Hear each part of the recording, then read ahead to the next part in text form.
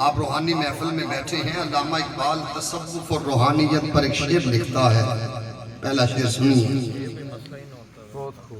तू बचा बचा के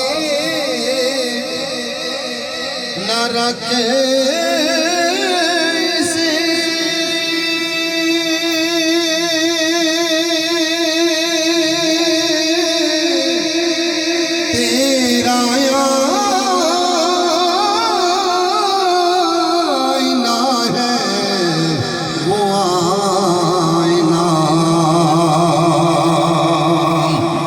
बचा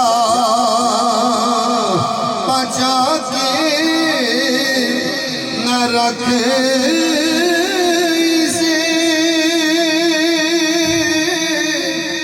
तेरा